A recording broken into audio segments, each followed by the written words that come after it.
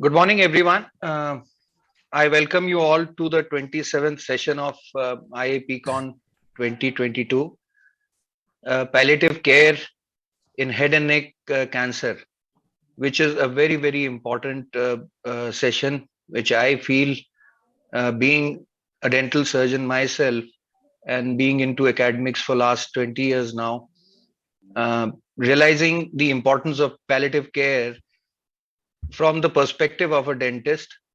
Uh, it's a very welcome session here. I take this opportunity to introduce the faculty today, the speakers, the resource persons, Dr. Ravi Kannan sir, Dr. Reena George, Dr. Preeti Sanghavi, Dr. Rebecca ma'am, and the chair uh, persons today would be Dr. Ramamani and Dr. Prabha Sheshachar. Dr. Ramamani ma'am is a senior specialist in palliative care with a very uh, long experience of 28 years. Uh, uh, she's been in Kidwai Institute. She's done her training in palliative care from UK, Oxford, and also from John Hopkins, USA. She's been very actively coordinating the Karnataka state palliative care policy making, and which is very heartening that this palliative care is coming into the healthcare now with efforts of stalwarts like you, ma'am. Ma'am has got uh, many national and international publications related to palliative care, and Prabha ma'am also is an RMO at Kidwai Memorial Institute of Onco, and she's got an experience of 23 years in anesthesia and palliative medicine.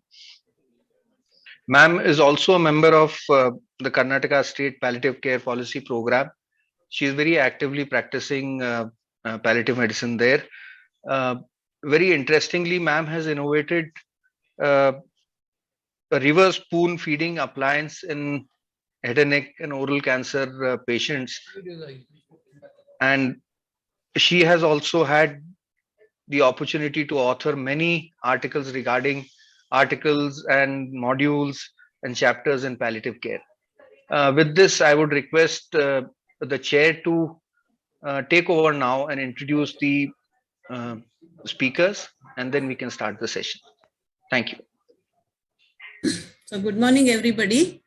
Very happy to be here for this virtual conference. So the in-person would have been much better and more enjoyable. Thank you, Mohit and Gaurav, for having us on the chair. I would like to welcome all of you for this nice session on head and neck, which is a very important, one of the very important cancers, particularly in palliative care because of the long survival of this head and neck cancers, many times curable, but still they'll have lots of symptoms. So welcome you all, Dr. Preeti, Dr. Reena, and Dr. So I would like to introduce Dr. Preeti Sanghavi, and she's presently the director of Gujarat Cancer Institute, and she has been the head of the pain and palliative care medicine, and she was responsible for starting the pain and palliative care department. Her special interests are also cancer pain management and research in cancer pain management. She's also on the panel for narcotic implementation and many of the training programs for the government of Gujarat for implementing palliative care in the state and the various training programs. Welcome to you, Dr. Preeti. And I would like to introduce Dr. Ravi Kannan. Now, in addition to being a head and neck surgeon and achievements as a surgeon, he also has special achievements of being contributing a lot to the society in the form of a social worker and implementing palliative care in such a remote place like Assam, where even medical facilities are so very underdeveloped. And he has many achievements and awards to his recognition as a social worker and implementing into the society. And some of them, too importantly to mention, are Kuppuswamy Oration and Citation Award, Kupuswamy Citation Award and Northeast Eastern this thing from Telegraph Award, from the True Legend Award from the Telegraph, and Bhagwan Mahavir Foundation Award for Excellence in Human Endeavor in Medicine, and many more. And he has been awarded the title of Karma Yogi Award from Lions Club also. Very good achievements by Dr. Ravi Kannan, and welcome you also to the conference today. Thank you.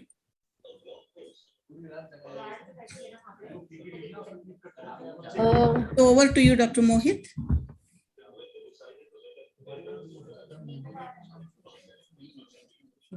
Thank you so much, ma'am. I think we should start with the presentation now.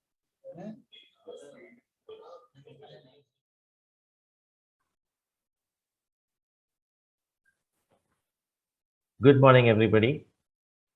I thank the organizers of this IAPCON and Anjum and Gaurav and Mohit and everybody for giving me this opportunity and for the patience they have demonstrated in tolerating my delay in sharing my presentation. I guess palliative care training gives you immense amounts of patience. But thank you very much for that.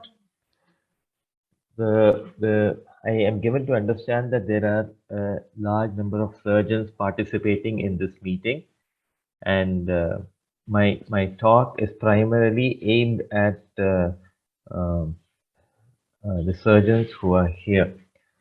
Last year, we organized a training program, integrated modules on palliative care and cancer training for head and neck cancers, along with the NCG and the Association of Oral Maxillofacial Surgeons of India, with a huge number of palliative care experts, both in the country and outside the country, sharing their time and expertise and very generously. And as part of that, we learned and developed several modules, and I would very strongly encourage anybody interested to go through these, available freely on the NCG's website. Now, the surgeon, the head and neck surgeon in specific, plays a very key role in the management, in the palliative care of patients with head and neck. A large number of our patients from the beginning will be treated with palliation in intent, and then several of them post-treatment will go on to develop recurrent disease and will eventually end up with palliative and end-of-life care.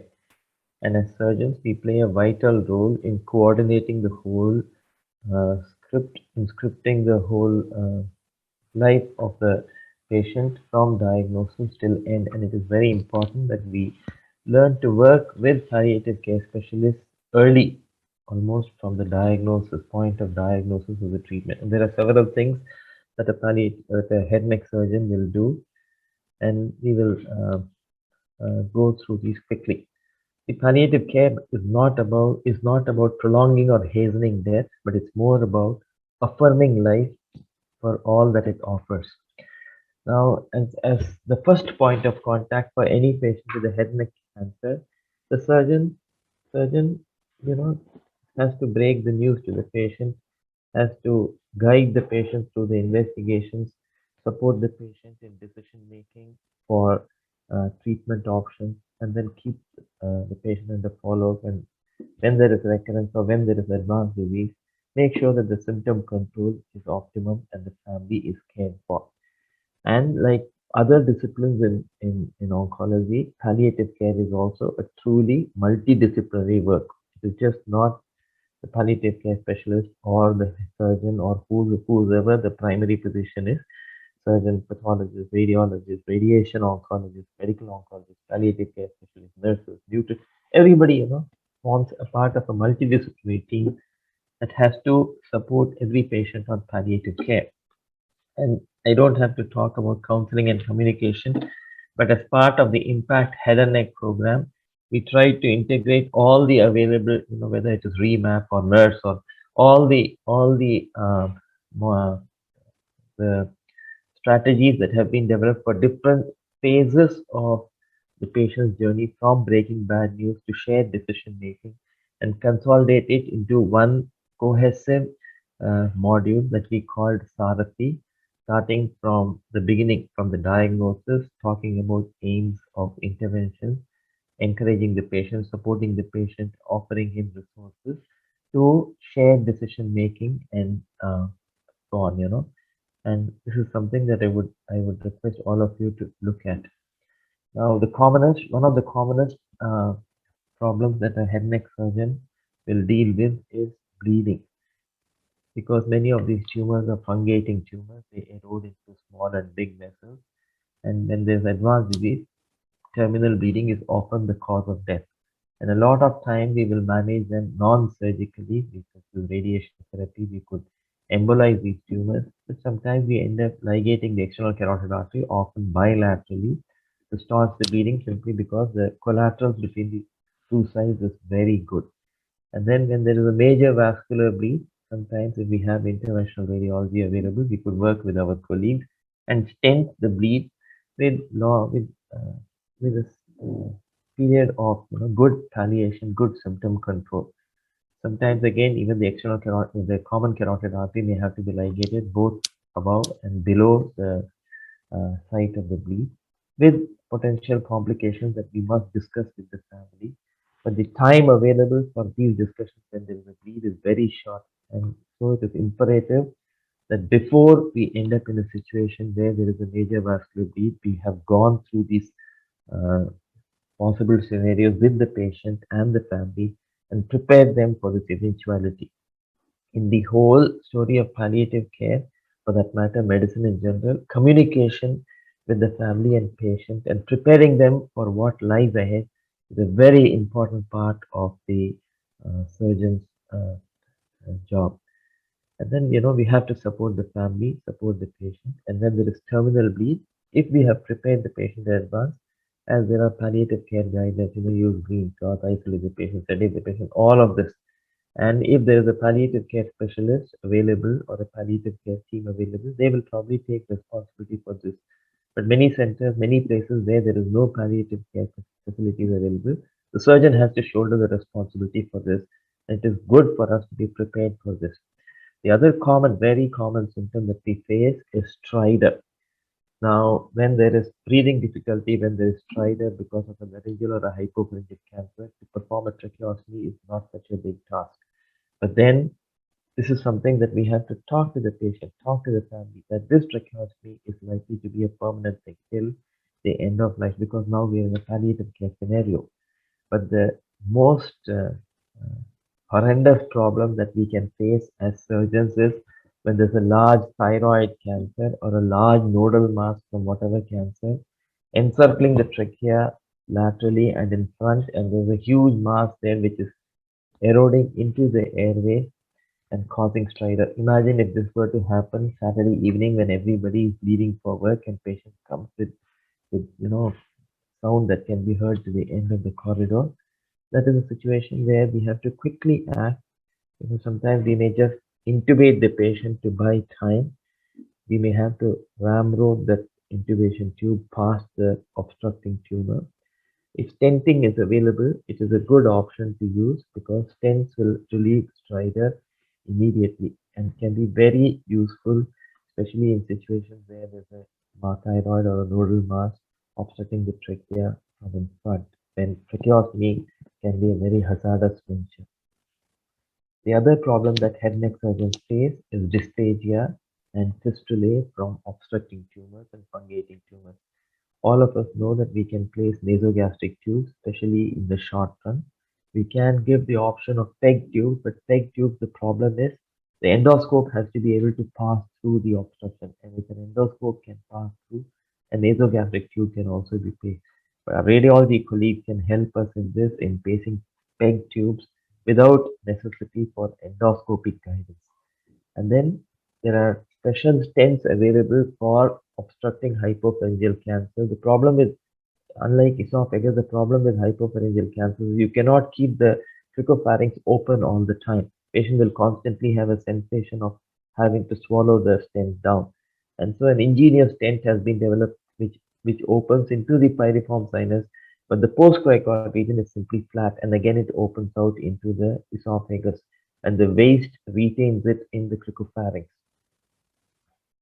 The other very important thing that surgeons can play a role is in the management of metastatic disease. It is not uncommon for head neck cancers when patients live longer for them to present with malignant effusions which need to be drained, or fractures, or sometimes cord compressions which need to be fixed. We may need use different kinds of fixation systems, or sometimes the bone may have to be replaced. And in the case of spinal cord, if radiation doesn't work, or if there is bony compression of the cord which cannot be relieved by radiation, surgical options are necessary in order to avert and avoid paraplegia during the lifetime of the patient.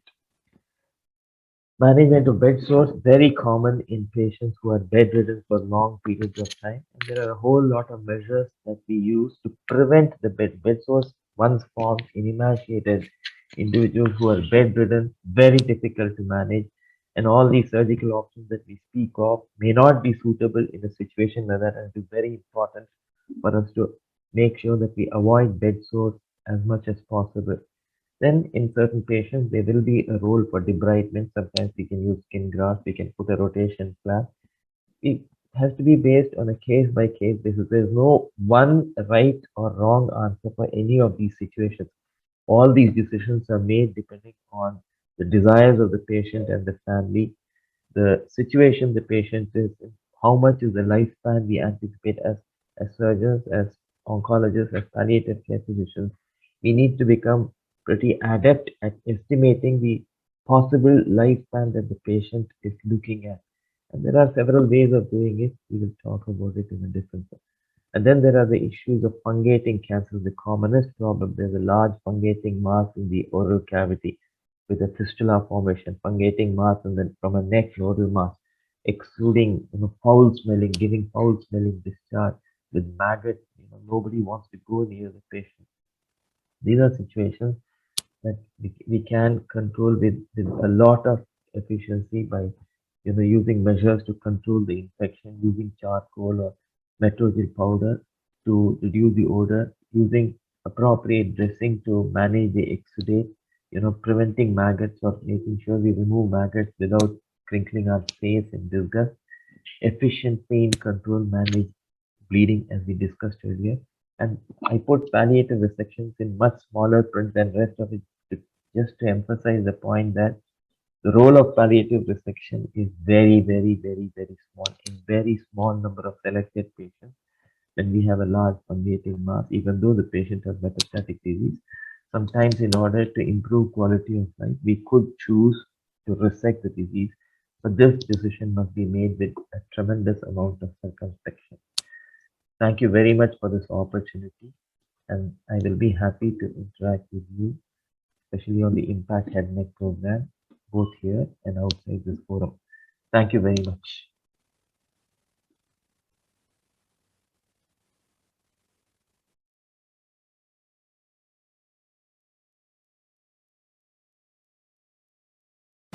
So let us start with a patient story.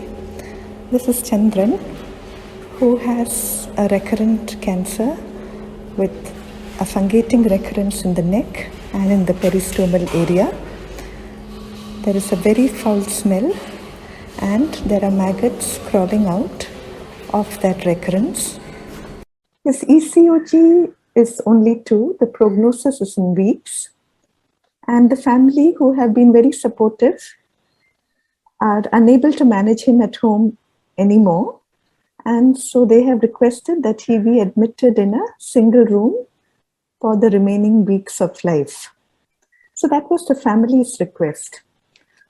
I still remember what this patient requested me. He could not speak because the stoma and the maggots and the recurrence there. But this is what he did. Even without any words said, it was clear that Chandran was asking for euthanasia. And maybe in his position, I might have wanted the same. So why did this patient get maggots, what crucial intervention would have prevented those maggots? And what did we need to do to enable that crucial intervention? Take a few seconds to think about this, and then I'll play a short video. Try and identify the answers as we go through that video. I don't want to be a burden to anyone. My screams and cries are making it difficult for my brother's children also. And the pain medicine they are bringing me, it is not helping, madam. Please, madam, you ask them to do operation. Even if I die, it doesn't matter. Bhaskar, I'm really sorry that you've been through such agony. Okay? And to help you, we have better ways than this operation, which would harm you at this stage, actually. Okay? See, the tablets that you've been given, they may not be enough for pain as severe as you have. I think Dr. Joseph has written some new tablets for you today. And I'm sure that with that, your pain will become much, much better. Okay? Now, tell me about the smell. Since when has that been there? No smell, madam. Everyone telling, no smell, no smell. Madam, the smell has been there for 2 months. Right. And have there been worms at any time? Yes, madam, the tumor started producing worms. Actually, and that is when my sister-in-law said they could not keep Bhaskar in their home with the children. Otherwise, madam, they were looking after him very well until then. After that, she got scared. If the cancer is producing all these worms, what else will happen to others in the family? See, that can be very frightening for anyone. But if we work on this together, definitely we can prevent these worms from happening again. Okay. The first thing is to remember that the worms are not being produced by Bhaskar's body. They came only because flies laid eggs on that swelling. You know how sometimes we may see worms inside a mango? Oh, it's like that? Exactly. And what do you do if you want to prevent flies from sitting on food? We cover it with a lid. So that is why we must always keep the wound completely covered with a dressing. But madam, I don't know how we will manage that. In the clinic in our village, once the cancer starts smelling, they told him not to come back. Today, here the sister did nice dressing. I can't bring him here every day. Even today, while we are coming to the hospital, the conductor shouted at us because of the smell. We have to get off and pay a lot of money to come by an auto. I really appreciate the fact that you took all this trouble to help your brother. But we need to make it much easier for that dressing to be done regularly. We'll do 2-3 things. First, to reduce the smell, we'll give some simple tablets. Okay? And once that is done, dressings will be easier to do. In fact, most of our patients and relatives, they learn to do the dressings at home. It saves a lot of time and money and travel. Our nurse, she will teach you today. Bhaskar, do you want to ask me anything else? Doctor, I am not afraid of death. Only thing I don't want is to be a burden to anybody else. Will this cancer spread to the family? I don't want it going to anybody else. No, Bhaskar. The cancer will not spread to anyone who is staying with you or looking after you or eating with you. Okay? So, do you want to ask me anything, Dr. Joseph? Madam, what will you do about this terrible smell? It's actually quite simple. We know this is an anaerobic malodor. So first, we give a full course of oral metronidazole. But in this hypoxic necrotic tumor, the anaerobic necrosis is going to continue. So we will keep him on daily low dose oral metronidazole. Otherwise, we used to find that the smell comes back, and smell brings flies, flies bring maggots. Patients can die really terrible, lonely deaths. You know, you prevented a big tragedy by bringing this patient here yourself today. Madam, actually, to be honest, I was reluctant to come with him. After I joined this head and neck cancer fellowship, when I see patients whom we can operate, those who are doing well on follow-up, I'm very happy. But when these kinds of patients come, but now I understood why they were so desperate to remove that smelly fungating tumor. Actually, when we were coming through the hospital, people were moving away from us. I was wondering why this lady had brought him. But now, when I heard her story about how much she struggled to help her brother, I really think she's a much greater person than me. You know, I'm really very touched by what you have said, Dr. Joseph, because very few of us have the humility to accept our limitations. And many of our patients are braver and wiser than us. I really think if you continue on the same track, learning from your patients, you'll become a wonderful head and neck cancer surgeon someday.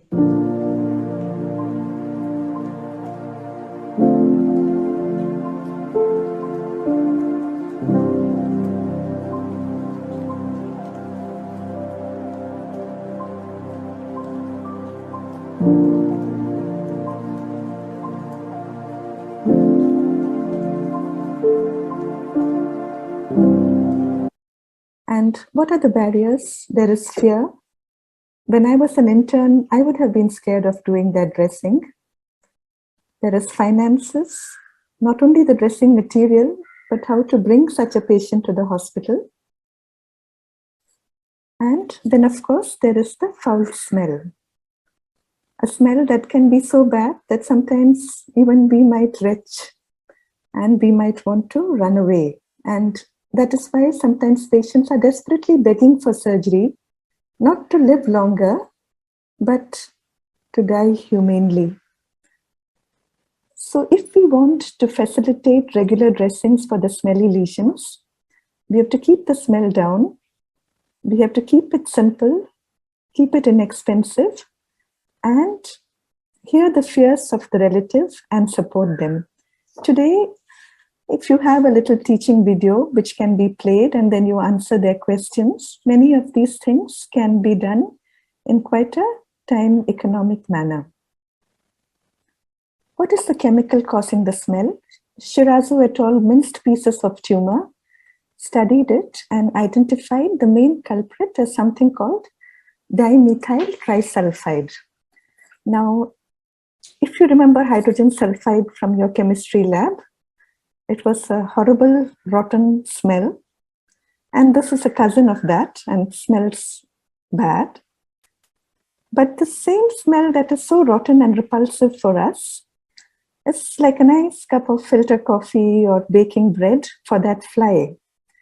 And often you will find that even when you are doing a dressing, sometimes a fly might sneak in when you open out that dressing. And that's enough because it's just looking for a nest for its maggots. So that's why now we have actually started educating families to put a second barrier to that maggot-producing fly. Okay? Often it's a mosquito net. So we ask the relative to get under the mosquito net and do the dressing. If they're ambulant patients, then maybe it's a scarf. And just like, well, not quite just like, there is a big WHO ladder for managing pain.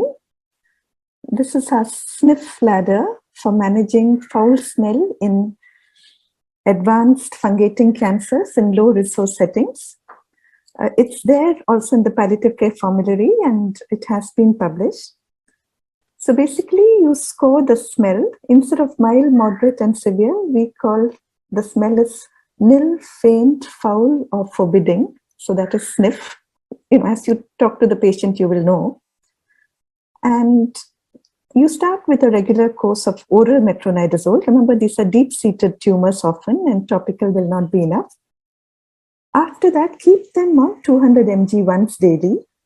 If the smell starts becoming foul again, repeat another week of metronidazole and continue the 200 mg. And if it is really unbearable, horrible smell, then they may need it twice a day and for 2 weeks. Sometimes the very forbidding smells are due to deep-seated anaerobic abscesses, and we cannot always control them.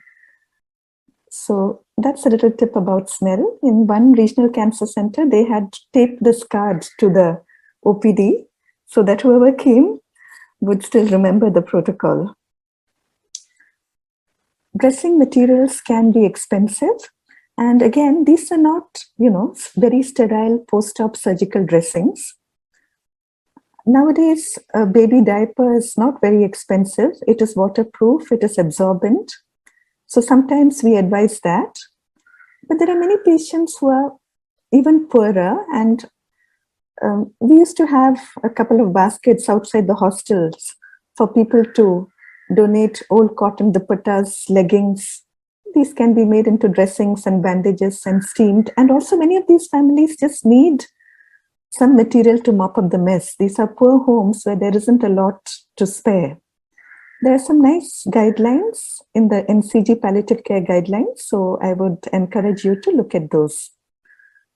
Now, anyway, Chandran, who was not fortunately as poor as Bhaskar, he continued in hospital and he was feeling better. About 3 weeks into the admission, the urine output started dropping, and on rounds, the registrar asked me, his urine output is only 800 ml, so shall we start some IV fluids? And the nurse said, why do you want to start IV fluids? He's not eating very much. Let's just put in a nasogastric tube. Now, remember, we have to distinguish between dysphagia and anorexia cachexia. In anorexia cachexia, the patient is losing weight, but he can eat, but he does not want to eat because he's not hungry. So while dysphagia, NG tubes, TPN, etc., might improve nutrition because the body will use those nutrients. In refractory terminal anorexia cachexia, which is a chemical cytokine-driven vicious cycle, force feeding will not greatly help.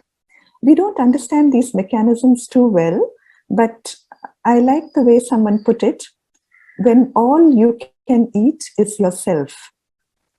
What do we mean by that? The body is so exhausted that rather than using energy to digest what you eat, it prefers to eat up its own muscle and eat up its own stored amino acids. That's its energy drink. Quickly you get it. And so terminal cachexia drives anorexia. So what about at least some fluids to improve the output? So then I asked the registrar, what will happen if we don't give him IV fluids? He said, he will die. I said, and what will happen if we give him fluids? He thought for a few moments and said, then also he will die. So then whom are we treating? I think we are treating the doctor's anxiety, isn't it? Now, curative and non-curative disease are different gears. Curative treatment has certain protocols. Palliative treatment, what is the priority for the patient, not for the doctor? The limited evidence that we have, the double-blind RCT, very rigorously conducted, showed no improvement in survival or quality of life with hydration at the end of life in advanced cancer. Let's see what future studies show. So it's not that one should never give fluids. You might need to when you have a good reason to. But in this case, some of the other questions to keep in mind is, if we did this today, where will the patient be next month? What are his wishes? He's not asking about the output or the fluid. In fact, he had made his wish very clear in the beginning. And what is on the horizon? When someone has incurable cancer, the choice is not between life and death. Often it's a choice between this form of death or another, between the devil and the deep sea. And in head and neck cancer, there may be many modes of death. And you could just look at it and see which are the ones you don't mind, which are the ones you really don't want to die with. So we didn't give Chandran IV fluids. He continued fairly happily. And he died peacefully in the ward 3 weeks later. He never became anuric. He never got IV fluids. So a few take-home messages here. Prevent maggots by educating families about low-cost resins. Sniff the smell away with maintenance metronidazole. Remember, NG tubes are for dysphagia, not for terminal cytokine-driven anorexia cachexia. At the end of life, intake output is often in the pediatric range, and you need to tell that to families as well. Now let's turn to another patient. Dinesh, this is a hypothetical patient. He has squamous cell carcinoma of the buccal mucosa, T4N2B M1. There is extensive infiltration of the skin. It's pushing through the skin. 3 lung nodules were detected on imaging, most likely metastatic. But his ECOG is 1. His prognosis is many months. Now, when there is a fungating necrotic tumor that is extending from the mucosa to the skin, I mean, this is not oral cavity, but when that is there, and your chemotherapy causes an acute necrosis, the scaffolding which is holding that structure together gives way. And you can get a big orocutaneous fistula. So poor Dinesh, who only had pain, now also has pain with a big fistula. We found that in cervical cancer patients who get very distressing vesicovaginal and rectovaginal fistula, patients who were on maintenance metronidazole actually had only half the risk of having a fistula. This was an association because it's a retrospective study. But if there is necrosis happening in the septum, then a fistula may form. If you're reducing the anaerobic necrosis with the metronidazole, you might reduce the risk of a fistula. So now Dinesh, he's upset about this iatrogenic problem, wants to go back as soon as possible, refuses a feeding gastrostomy, but because everything is coming out, he reluctantly agrees for a nasogastric tube. So a couple of questions about nasogastric tubes. Should we change it at least every 2 months, if not every month? Should we give some proprietary nutritional supplements? What would you think? Now, first of all, a nasogastric tube, unlike a Foley's catheter, is not sitting in a sterile space. It's sitting in the same stomach into which Golgappas are going in. So as long as it's doing its job, you don't need to just change it. And sometimes, for example, in a post-cricoid tumor, it may be difficult to put back. What about, the various protein X or nutritional supplements that we write when the patient's family asks us? I think we have to be very careful of that in a country like ours. My heart broke once when I saw a poor woman giving Mirinda down the nasogastric tube to her dying husband. Now, about the only thing good about the Mirinda is that, if you like the taste, it tastes nice. But this he can't taste. It's going down the nasogastric tube. So but it is something which rich people drink, and the poor person who loves her dying husband tries to do the best she can. So when we write some food supplement and the family has someone who's losing weight, who's sick, like we would, they would also readily give up their own nutrition for the sake of that special food for that person. And the feeding is the one thing that is in their control, so they won't compromise on that. So please think many, many times before you write that prescription. Instead, every state has things that you make for babies, which can be very easily modified to go down a nasogastric tube. We faced a situation, someone decided to routinely change a nasogastric tube, post-cricoid, tubes not going back in, Here we have total dysphagia. Survival may be in weeks. Patient is thirsty. There is an indication for parenteral fluids.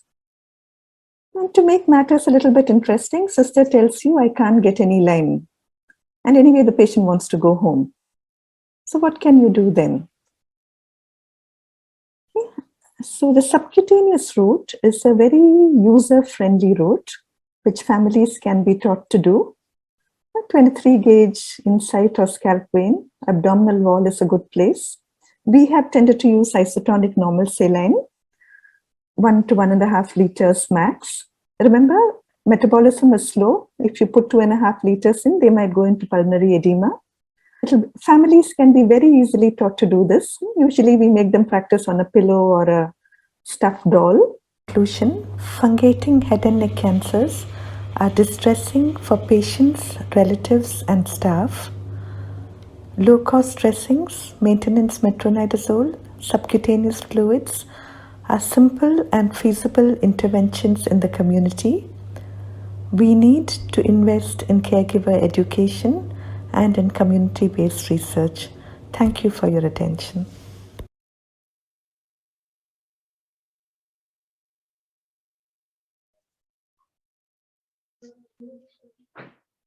Such wonderful talks there. Now I would request Dr. Prabha Sheshachar ma'am to introduce Reena George ma'am and the other speaker.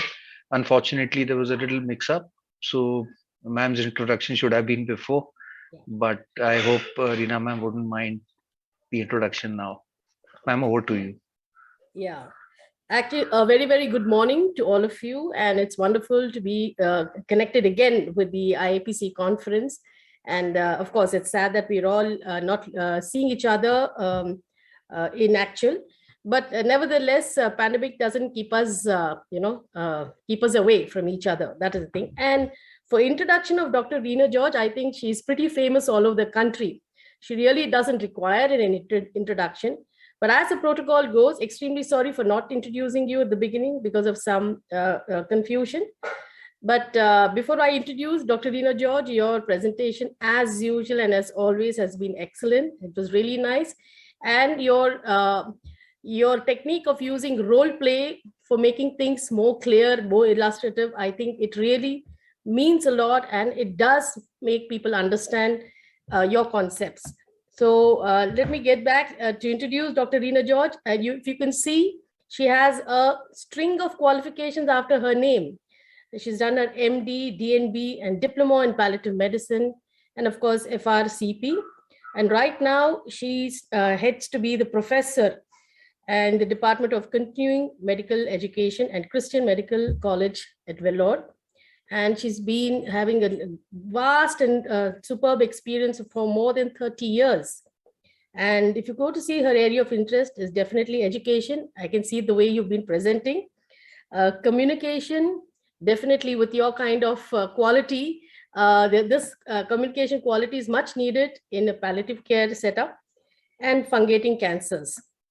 I think you brought it out beautifully how we can use various drugs, especially powdering, metronidazole, whatever it is. But you brought it out beautifully how we can manage fungating wounds. And I think this is a take-home message for everyone. She's also written chapters in the Oxford textbook of palliative medicine and Cochrane Review, and has been formerly the chief editor for Indian Journal of Palliative Care. I think she's a real stalwart in the palliative care scenario in India, and a great teacher. And I think there's lots that we can learn from Dr. Reena George. Thank you so much, Dr. Reena. Thank you.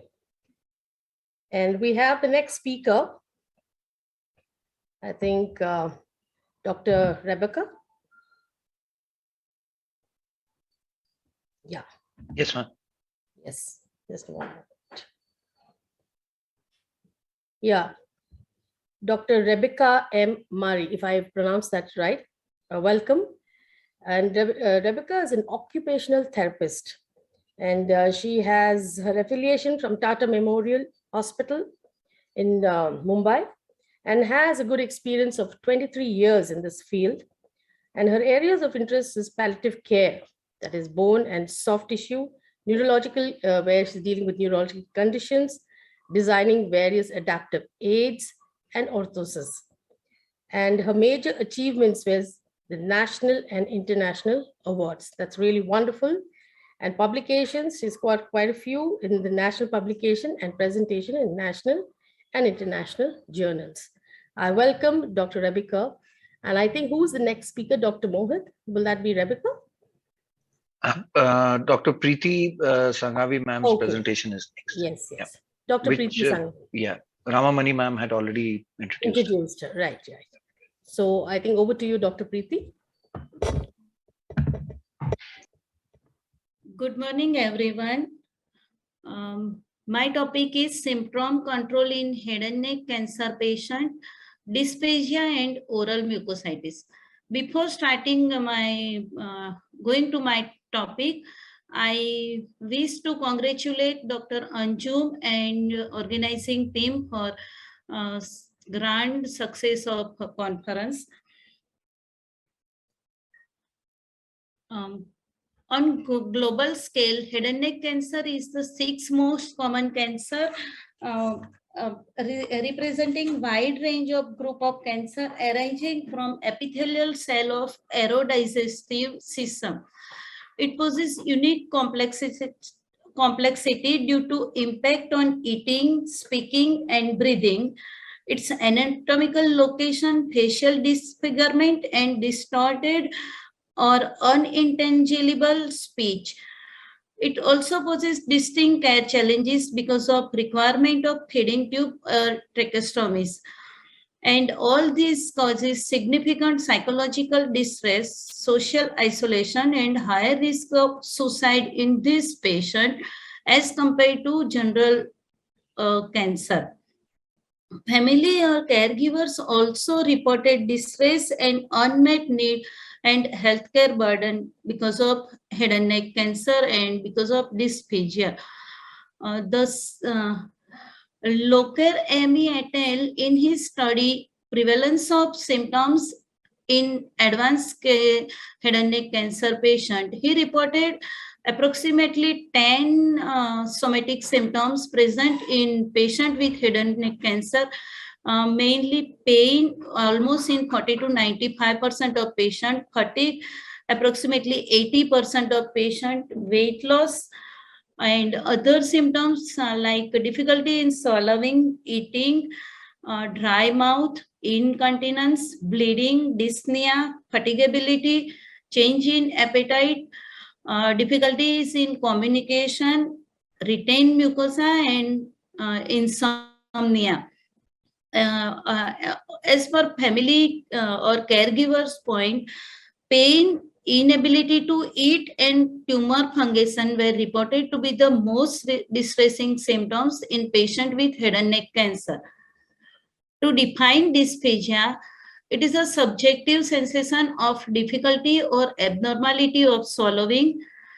It indicates delay in passage of solid or liquid, or including medication in or tablet and liquid from oral cavity to stomach. The normal physiological phases of swallowing are, there are 4 phases. One is oral preparatory phase, oral swallowing phase, pharyngeal phase, and esophageal phases. Any abnormality in one or more of this phase causes dysphagia or difficulty in swallowing. Dysphagia can be classified in oropharyngeal or transfer dysphagia, which is characterized by difficulty in initiating a swallowing, and it is accompanied by nasopharyngeal regurgitation, sometimes aspiration, and a sense of residual food remaining in the pharynx. And esophageal dysphagia, which is characterized by difficult swallowing several seconds after initiating a swallowing, and a sensation of food getting stuck in the digestive tract. There are many causes of dysphagia. It may be mechanical obstruction or maybe neurological obstruction. Dysphagia in head and neck cancer is due to disease related, due to treatment related, or due to disability. Disease related causes are tumor or mass in oral cavity, pharynx or esophagus, infiltrating lesion of pharyngoesophageal wall. May be due to external compression, may be due to perineural involvement or perineural spread. The tumor or metastasis of the skull base malignancy or leptomeningeal infiltration causes dysphagia. In case of treatment, there are 3 types of treatment in head and neck cancer or any cancer: surgery, chemotherapy, and radiotherapy. So surgery causes delay, causes dysphagia. Adverse effect of chemotherapy and radiotherapy causes mucositis and causes dysphagia. There may be post-radiation fibrosis and some drugs causes dysphagia. Debility include dry mouth, candidiasis, bacterial infection, anxiety, sometimes drowsiness or disinterest in food. Extreme weakness and electrolyte disturbances also causes dysphagia. Patient with dysphagia usually present with reduced range of motion of food in oral cavity, reduced speed of transit of food, there is slow pharyngeal swallowing or swallowing associated with oral pain or with coughing or choking sensation. So, regarding history and examination, apart from detailed history related to disease, related to treatment, and other comorbidity, and history on signs symptoms of dyspnea, I want to highlight one thing: oral to pharyngeal transit time. It is the time from first movement of tongue to the last movement of larynx. How we can measure it? Placing one finger below the jaw and another finger over larynx. Ask the patient to swallow without fluid, that is dry test swallowing, and again ask the patient to repeat swallow with 5 ml fluid, that is wet test swallowing. The normal value is less than 1 second. If the value is more than 1 second, there are chances of aspiration. And if the value of OPT time more than 10 seconds, it indicates the need of non-oral feeding. If a value is more than 1 second, involve speech or language therapies for the detailed evaluation of swallowing. And the speech therapists may advise functional or endoscopic evaluation of swallowing, maybe with video fluoroscopy or fiber optic nasal endoscopy. Approximately 40% of patients tolerate small amount of aspiration or water, and there may be symptoms of choking or coughing. But if aspiration is symptomless, there may be chances of dangerous aspiration. The treatment goal of dyspnea is to retain or restore safe and effective oral feeding, which should be consistent with the patient preference and goals. The supportive measures include non-drug therapy, in which speech or language involvement of speech or language therapies, they help in help the patient in identifying safe swallowing by use of different posture. Posture is individualized with individual swallowing problem. They also help in about keeping calm the patient or reducing anxiety. Also help how to remove the obstruction obstructive material from the oral cavity. Involvement of dietitian help in how to minimize calories in how to maximize calories in small meal.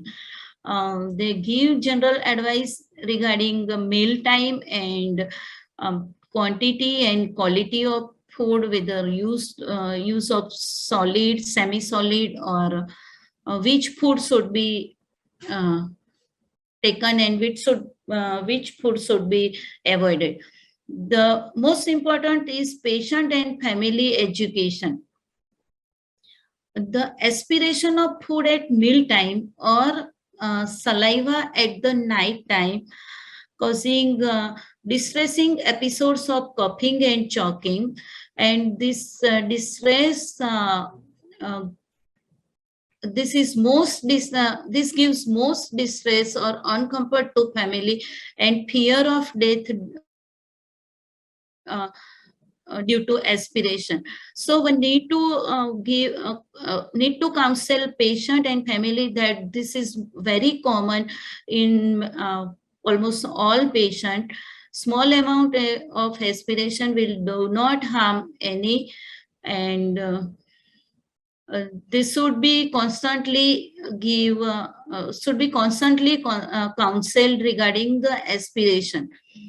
Also, patient and family must be fully informed about the feeding goals, about the various options, risk and benefit of each options of feeding, and what we can do, and at stage what we cannot do has to be clearly explained to the patient and relative.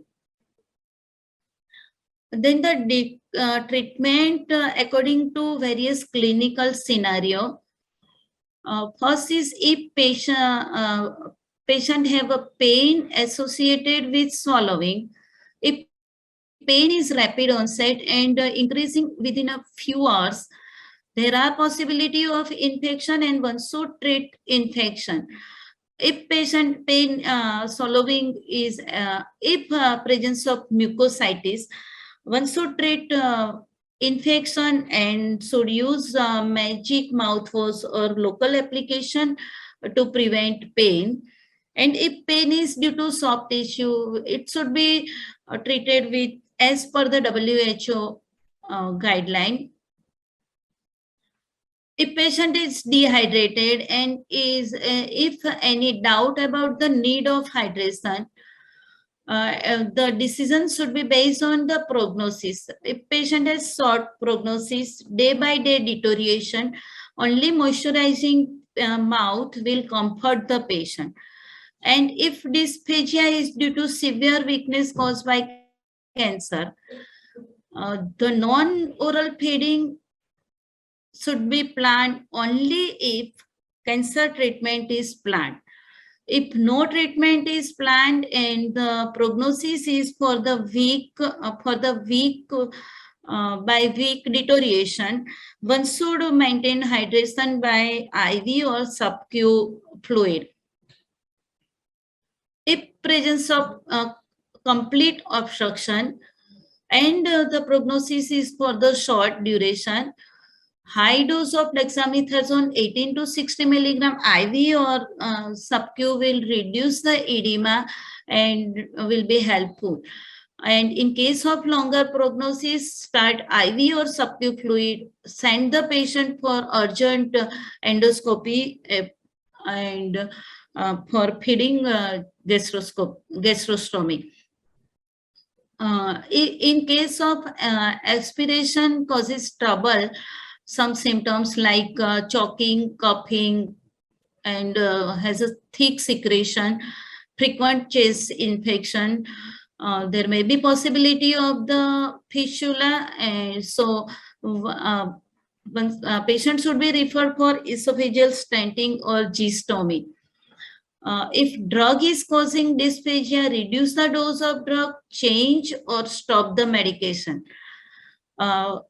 If still dysphagia persists and patient feel problem at the level of chest, high dose of dexamethasone will helpful. If dysphagia is at the level of mouth or throat, exclude oral problem by checking oropharyngeal transit time. As I said, if it is more than 1, refer to speech therapies. It is more than 10, refer for the non-oral feeding. Coming to the next topic, oral mucositis. Oral mucositis is referred to erosive or ulcerative lesion of the oral mucosa, which is due to post-chemotherapy or post-radiotherapy or due to combination of both radiochemotherapy. The mucositis is pathophysiology of mucositis is multifactorial and mechanism is complex. The causes of mucositis, as I said, due to side effects of chemotherapy, radiotherapy, maybe because of loose fitting dental prosthesis, due to trauma, in case of poor nutrition or poor dental hygiene, in case of dehydration, because of continuation of smoking or alcoholism during chemoradiotherapy, some hematological malignancy, it is more common, and presence of infection and certain medication increase the chances of mucositis. The clinical manifestation of mucositis typically begins with erythema, soreness, ulceration, necrosis, and the sign symptoms are usually pain, dysphagia, dehydration, anorexia, weight loss, electrolyte imbalance. There are higher susceptibility to secondary infection, and all this causes significant change in quality of the life of patient. The severity of mucositis directly proportionate to the dose of chemotherapy and radiotherapy.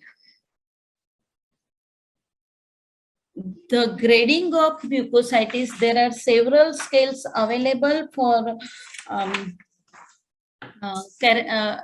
characterizing or grading the oral mucositis. One is the radiotherapy oncology group. They grade mucositis in 1 to 4 group based on the severity of pain and clinical observation. The WHO oral mucositis group grade it 0 to 4 grade on observation, clinical observation, and functional ability to swallow. The most commonly used oral mucositis daily questionnaire, because here patient daily report the symptoms, and now the modern medicine use this symptom, this scale routinely and also in the clinical trials. The treatment, in case of treatment, correct the correctable, means identify the cause of the mucositis and manage it. This includes management of infection, management of traumatic ulcer by removing traumatic agent, use of oral analgesic and topical local anesthetic agent. If vitamin deficiency, vitamin supplement is necessary. In addition to this, there are certain preventive measures suggested by the mucositis study group of multinational association and supportive group. They recommended good oral hygiene by using soda salt solution and alcohol-free mouthwash, use of soft brush. They advise soda salt solution rinse every 4 hourly, but if there are high risk, in case of high risk group, it should be used every hourly. Maintenance of the adequate hydration by using frequent sippings of fluid.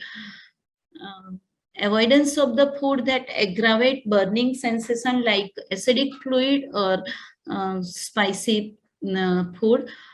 Uh, Avoid smoking at the time of during the treatment.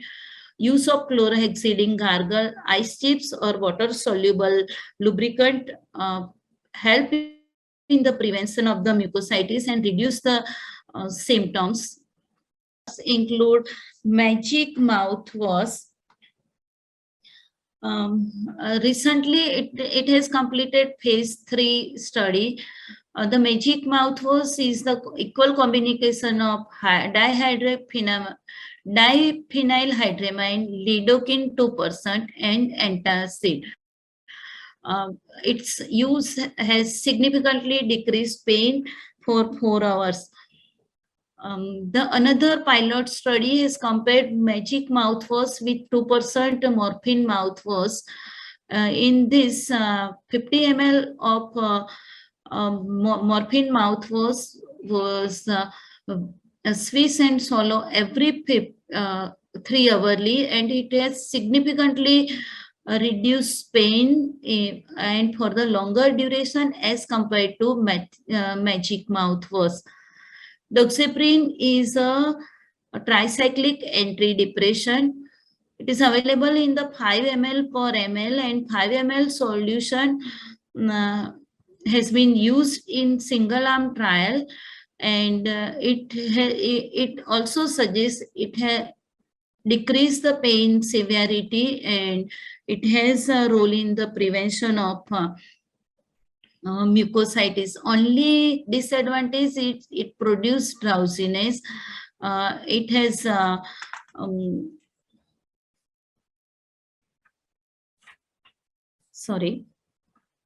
it causes drowsiness. What we do at our department, we use home-based solution for mouthwash, soda salt solution. We ask take a half teaspoon of salt, pinch of the soda in a 1 liter of water, and gargle every hourly to clean the mouth. Chlorhexidine gargle we use routinely. We also use benzodiazepine gargle, magic gargle, and in case of infection, we use metronidazole or antifungal. We add this metronidazole or antifungal in magic gargle. We also use lignocaine viscous 2% or local application of 2% lignocaine. And in refractory pain, we use ketamine gargle, 20 milligram in 5 ml solution, squeeze and swallow 3 to 4 times a day. Only problem is giddiness, and this can be given only for a week. Otherwise, patient may develop addiction with ketamine. So in summary, even though providing good oral hygiene, adequate pain management, nutritional support, and continuous emotional support, dysphagia and oral mucositis, secondary to anti-neoplastic treatment in head and neck cancer, continue to represent a significant oncological and palliative challenges. Management focus on palliation and symptoms control. However, total pain management is difficult in many cases, and there is urgent need to develop evidence for the treatment strategy that target the pathophysiology of mucositis. Thank you. Thank you, Dr. Preeti. I think that was an excellent presentation, and you have beautifully covered, all the symptoms, especially mucositis, very detailedly you have told us, and there's a lot to learn from your presentation. So thank you very much. And I think we'll, since time is very less, we will go on to the next speaker.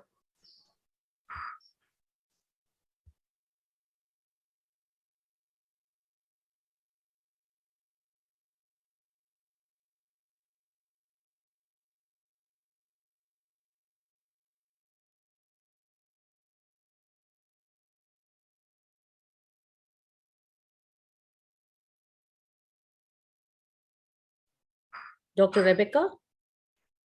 Okay, fine.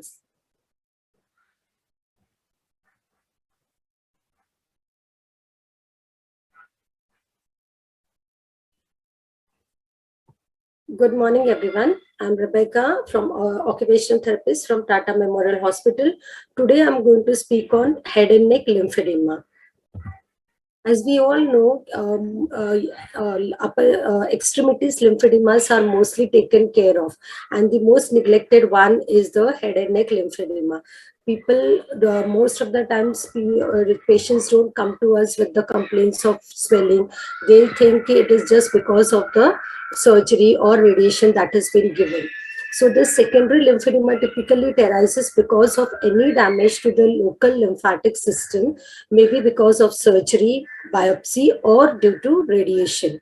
So around 48% of patients who receive radiotherapy tend to develop head and neck lymphedema because of radiation to the lymphatic pathways.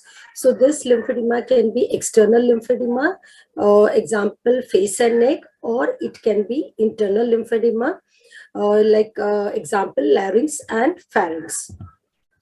Up to 90% of head and neck cancer patients experience some form of head and neck lymphedema. So recent literature also highlighted that head and neck lymphedema can occur internally within oral cavities, pharynx and larynx. Internally occurring head and neck lymphedema has potential to cause difficulties in chewing, swallowing. So what basically is lymphedema? Lymphedema is basically excess accumulation of the lymphatic fluid in the tissues causing inadequate drainage, maybe because of damage to the lymphatic system or any blockage in the lymphatic system. As you can see in this picture, patient is having lymphedema on the cheeks and on the chin. So like in these cases, sometimes patients develop lymphedema on the lips or the tongue. Okay, then next is because of the surgery, the deviation, like in the second picture, where this patient is along with the tracheostomy tube. But if the patient doesn't come to know that it is lymphedema, they may think, yeah, this is because of the surgery, the mouth has got deviated. So actually the patient is having internal as well as external lymphedema in this case. Why do they develop head and neck lymphedema? These are the nodes present in our head and neck. So these are the various lymph nodes that are present in the head and neck. And when they undergo surgery like radical neck dissection, where it involves level 1 to 4 lymph node dissections, like see in this picture, you can see there are different levels from 1 to 5, 6. So level 1, 2, 3, 4, 5, and 6. So when patient undergoes radical neck dissection, it involves removal of lymph nodes from 1 to 5.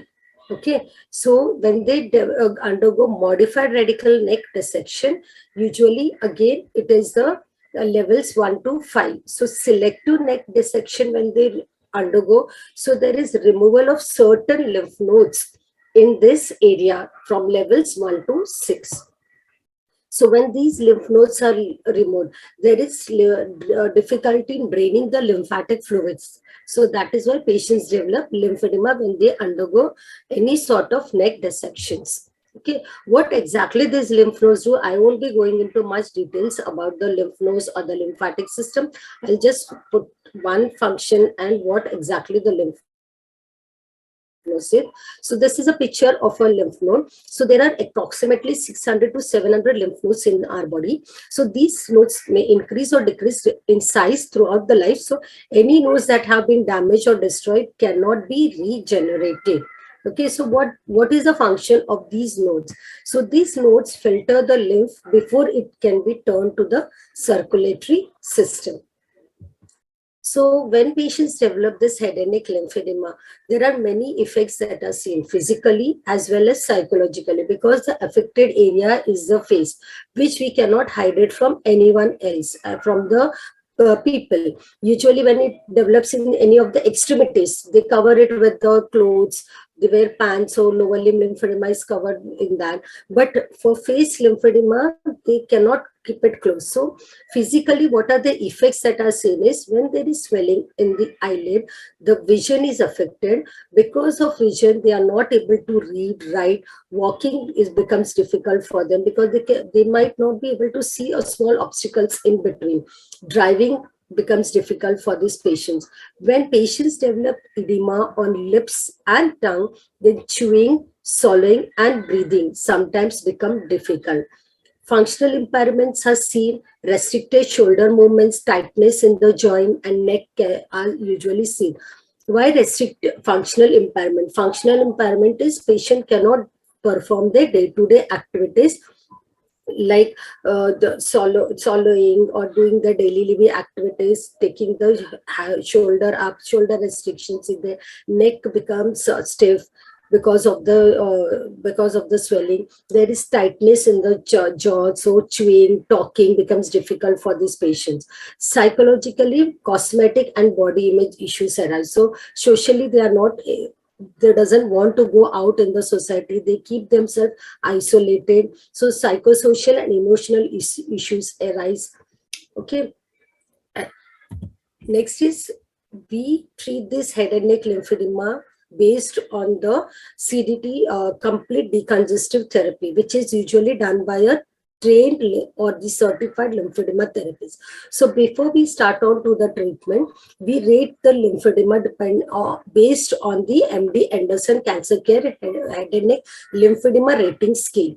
This is for external lymphedema. So it starts from level 0. So when it is level 0, there is no visible edema, but patient will report about the heaviness. Like patient will say, I feel little heavy in my cheeks, on the neck. Sometimes I feel some heaviness when I'm turning my neck. So this is at a level 0.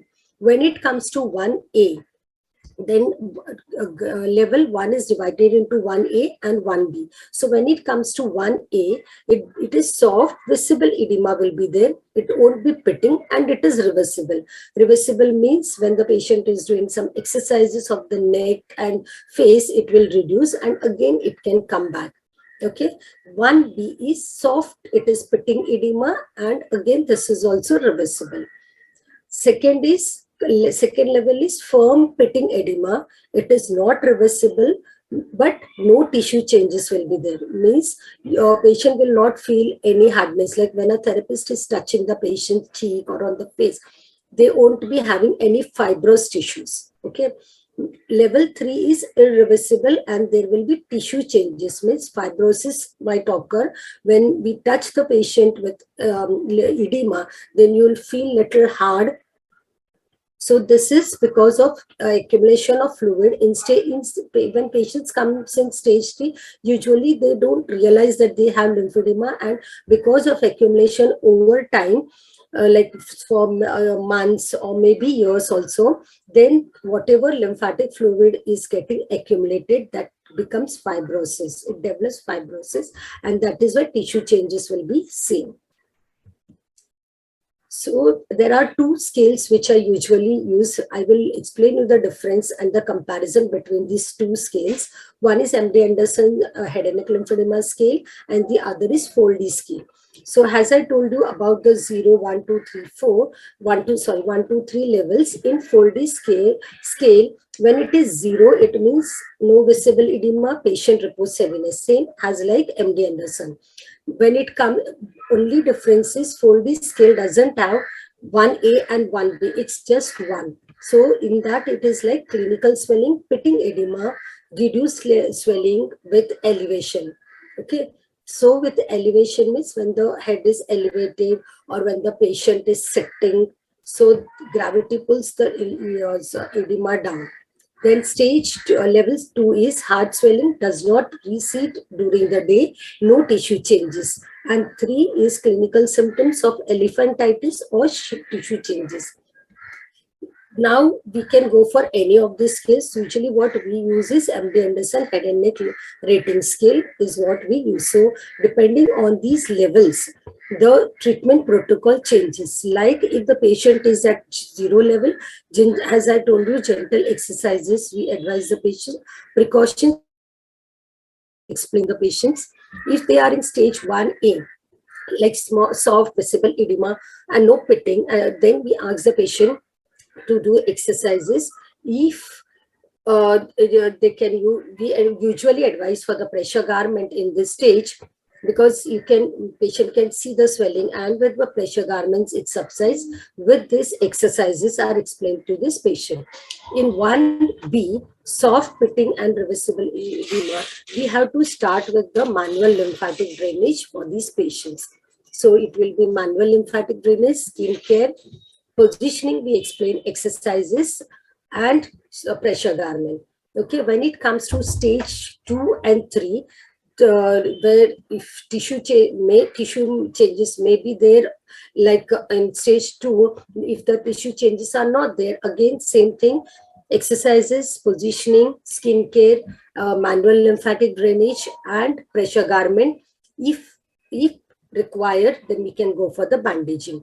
But in stage level 3, if it is hard non-pitting, then along with all the treatment, patient will have to undergo layer bandaging also. So this is usually what we do depending on the levels of the edema. Okay, so when it comes to internal lymphedema usually we cannot visualize from outside. So Peterson scale is usually used to evaluate the severity of internal edema, that is in the pharynx, larynx, or base of the tongue. Or otherwise, most of the times fibropatic laryngoscopic examination is done by head and neck surgeon or a speech and swallowing pathologist to assess the internal lymphedema. Now, how we take the measurements, how we compare it, like whether with the treatment the edema is going down, subsiding, or whether it is increasing. So we use MD Anderson Cancer Care Center tape measurement techniques. So like in this, there are 3, around the neck, we take 3 measurements to measure the neck circumference. First one is superior neck, that is immediately beneath the mandible. The second measurement is taken at the medial neck, that is midway between point 1 and 3. Okay, like I don't think it is visible points 1 and 3. So it is between this point 1 is here and 3 is here. Okay, then in a inferior neck, that is lowest circumferential level. So when we start with the treatment, pre-treatment, we take the measurements. Then if it is if the patient is coming continuously to us for 15 days in the intensive phase, then alternate days we take, or once in a week the measurements are taken.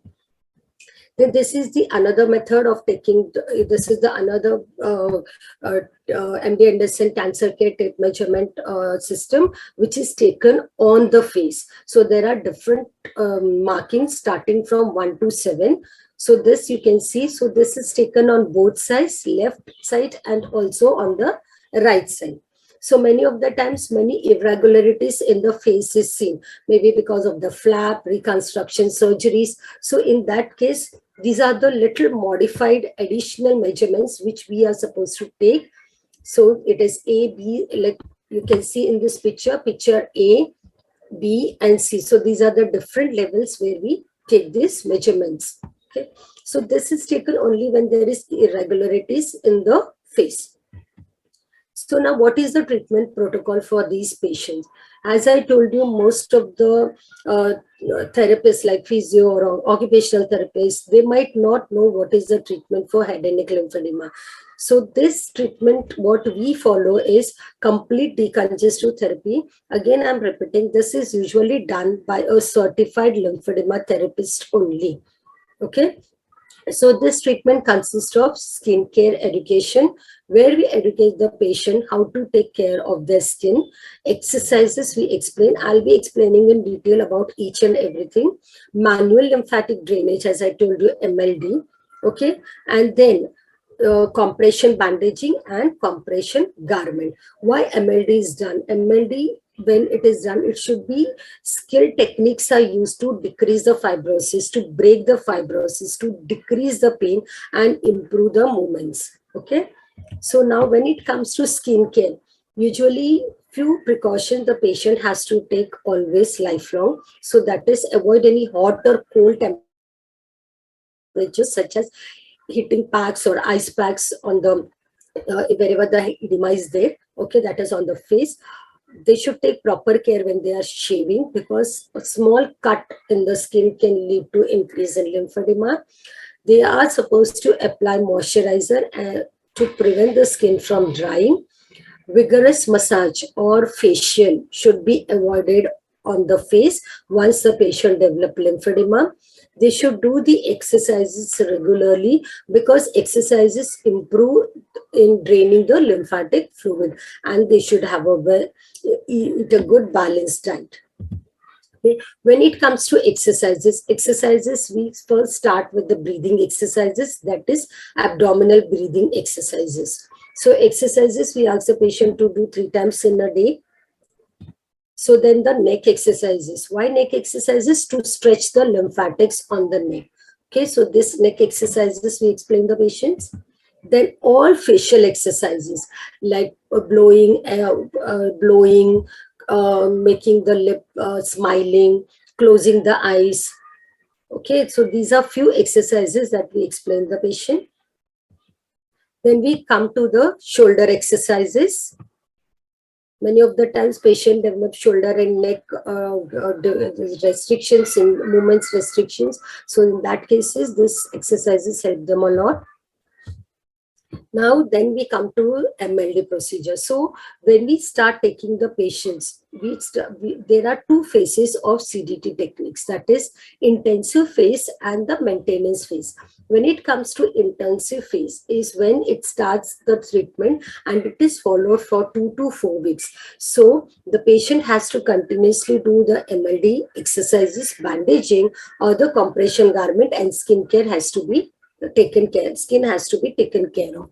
So 2 to 4 weeks, usually when the patient is outstation, they find it very difficult to wait for 4 weeks. So we have started the research in Tata Hospital, where we have taken the patients who are staying there.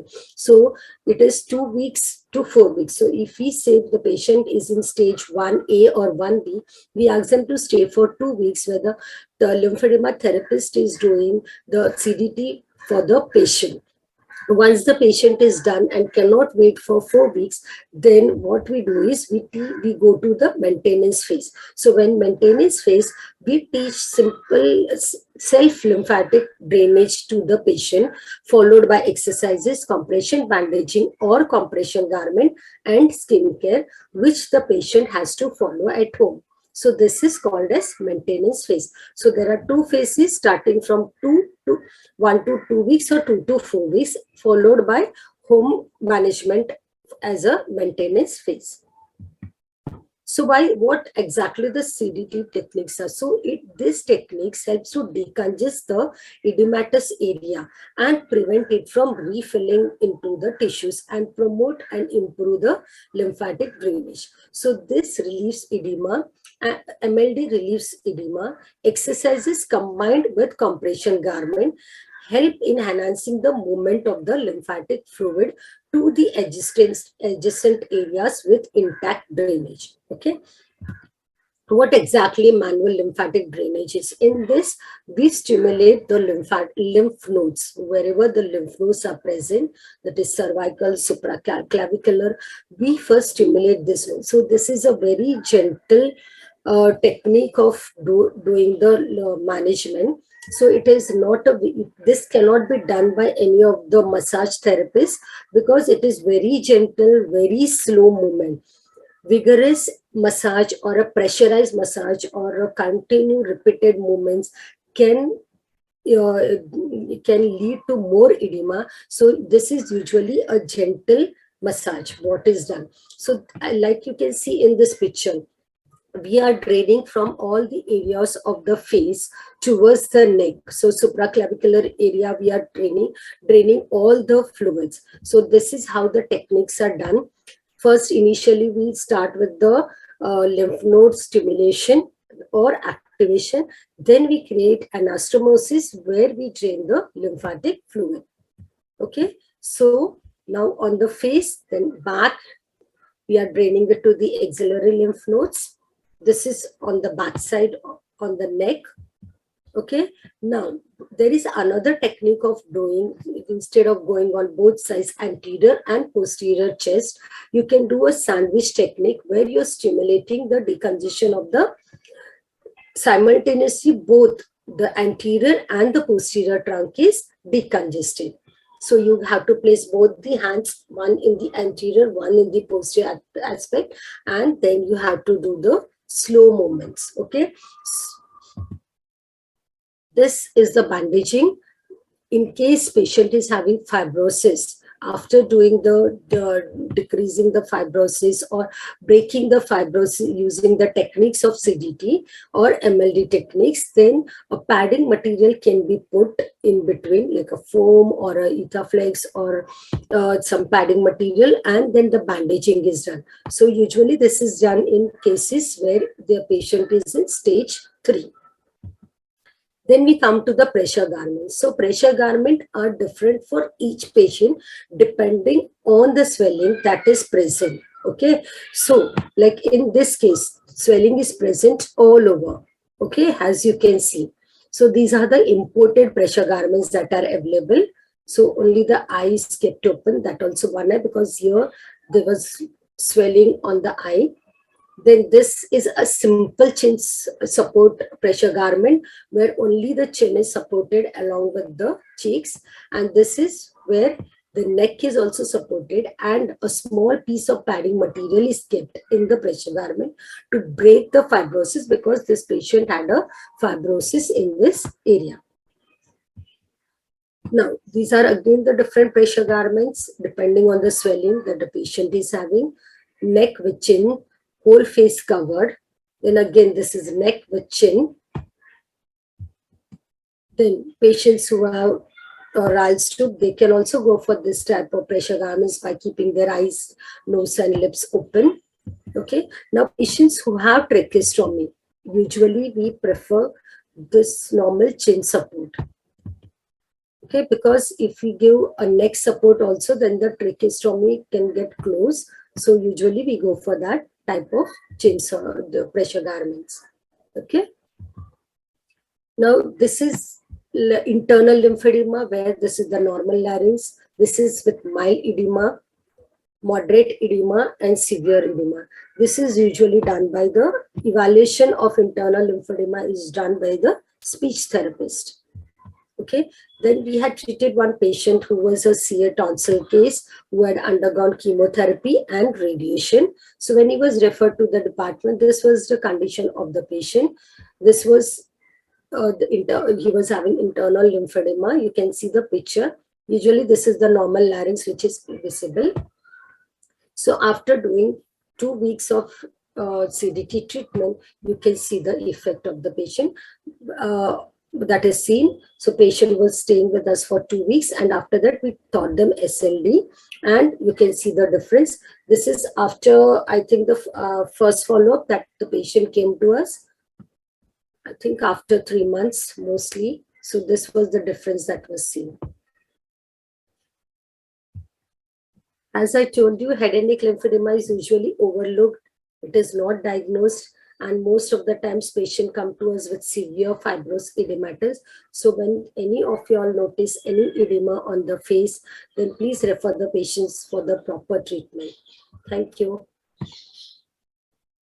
Thank you, Dr. Rabika. I think that was really, really good. Something new that we've all learned. And I know that not many of us know how to treat lymphedema of the face. We've all been dealing with lymphedema of the limbs, but this new concept, or, whatever you have explained so well and detailedly, I think there is some food for thought for people, to reach out to when they come across patients with lymphedema of the face, what to do. Simple massages, exercise also goes a long way. And of course, your bandaging. I hope those bandages and, the ready-made stuff that what you've shown should be made available. So thank you, wonderful presentation. And I think Dr. Mohit, I don't think we have much time for any of the question and answers because it's running. Yes, ma'am. We are behind schedule. Yeah. Just a Although there comment, weren't many Dr. Mohit, questions. just a comment. A couple of questions were there on ketamine. I think oral Yes. rinse of ketamine may be very, very bitter, and some of the questions were to Dr. Preeti. I think there is Yes, no ma'am. time to answer those questions now. We should wind up, probably. Yeah, ma'am. There was a question Ketamine is very regarding bitter for rinsing. ketamine and Yeah. a morphine solution. Yeah, And morphine solution. ma'am has replied also to Okay, that. I saw that. If ma'am wants to say something. I think, yeah. Dr. Preeti, do you have anything to say? No, I have already replied in the chat. So if you want, regarding ketamine, we use ketamine gargle, and as someone mentioned, it increase the ulceration, but related to pain relief, it has promising effect, and our most of the patient happy with ketamine gargle. So we use it for a for a week or less than week, and that way it is helpful in pain management due to mucositis. Yeah, but only thing I wanted to add is that ketamine is very bitter for gargling. But we dilute it. Yeah, dilute and mix it with some fruit juice. We routinely give it for kids like that. No, we dilute it in saline. Congratulations. So the amount is, pardon? Thank you. Okay. Amount is only 20 milligram in 5 ml saline. So it's not an issue of taste. And regarding morphine, of course, our pharmacist in Kidwai has done extensive study on that. She's taken 5 mg morphine and diluted with 15 ml of normal saline or water for injection, and she's given it for gargling. Incidentally, if the patient had trismus, that is also relieved. That is also, so that's an incidental finding, and she's presented that in one of the international, IAPC international conferences, and she bagged the second prize for that. So, and this time she's also won the International Award for Excellence in Palliative Care. That is our Saroja, pharmacist Saroja. So, just wanted to share this. So would you like to add reverse spoon feeding, which you invented? Would you like to add a sentence or two quickly? If there is time, yes, I think some years ago that we had brought out this reverse spoon feeding appliance for oral cancers, especially those who are unable to open their mouths, who have a lot of wounds within the mouth, and they're unable to keep food, and or they're unable to, they're always drooling out any liquid. So for them, we brought out this reverse spoon feeding appliances where the other end of the spoon that we created it was with the help of one of our fellowship students who was working with us. We jointly did that appliance, and it was presented there. So what you do is the other part of the spoon you pour in the liquid, and that goes directly into the posterior pharyngeal wall, and so it bypasses the entire oral cavity, and patients are comfortably able to swallow. So this prevents them from having a nasogastric tube when they have to attend social functions and things like that. So that became pretty popular, and we're still working on different appliances also now. So as of that, that was what was done at that point. So anyway, thank you so much, Thank Dr. you so much. Rebecca, and thank you. All the speakers were wonderful. Dr. Ravi Kannan also wonderful it was, and of course it was a little not so audible in the beginning, but yeah, later on we could catch up with you. And so much of social work Dr. Ravi Kannan who has done in Assam, a state like Assam. Reena, as usual, very, very clear and crisp and messages. Yeah. And all the speakers, Dr. Preeti and Dr. Rebecca Mary, we have always heard a lot about the rehabilitation at Tata Memorial, which is excellent. Yeah. And we have lots of things to learn from it. And I would like to congratulate all the organizers, Mohit and Gaurav and team for the excellent conference. For coordinating it so well. Without any glitches. And thank you for having us on the chair. Thank you, Mohit. Thank you, Anjum, for inviting us to be chairpersons, and thank you, each one of you. And have a great weekend. Thank you, and bye-bye. Thank you. Thank you. Bye-bye. Bye. Thank you.